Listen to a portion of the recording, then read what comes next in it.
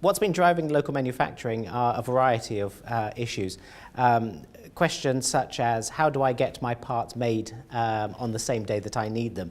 How can I reduce inventory and warehousing costs generally? How can I reduce my total cost of supply chain? The issue of globalization is forcing times to be constrained even more, times for delivery, and customers are wanting more and more order fulfillment very, very quickly and perfect first time.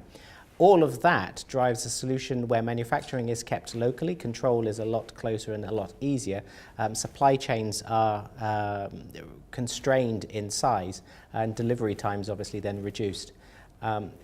Other issues that globalization is bringing up are delays in delivery, delays for products to get through customs. And the advantage of local manufacture is it completely bypasses that. And quite a few governments around the world have now picked up on that and are offering incentives for local manufacturing, both at a state and at a community level. The reason why 3D printing is an answer to many of these questions is that it offers the technology to be able to put manufacturing exactly where is needed. For example, you can have a 3D printer located right next to you on a desk. You can have a 3D printer located at a manufacturing facility where parts might be needed. Recent patents have also been filed to put printers on trucks so that as the truck is arriving at the destination, the part is being manufactured on the way.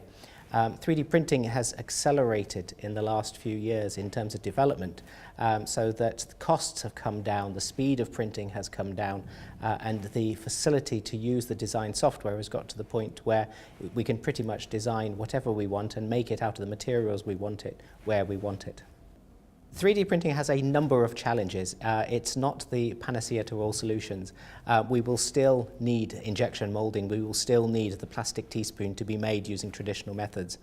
3D printing currently, however, has a number of hurdles. On the technical side, the quality of the products as they come out still leaves a lot to be desired. There's still a lot of post-printing finishing required to products. The number of materials that can be used in one item is still very constrained, although we've managed to go from one to many in the last 12 months. The speed of printing is still measured in hours, which for a large item, a large industrial item, is still an advantage on tooling times, an advantage in production times where you've gone from weeks and days down to a matter of hours. However, you've got issues of pricing as well, because we're moving supply chains from a product-driven supply chain to a digital supply chain.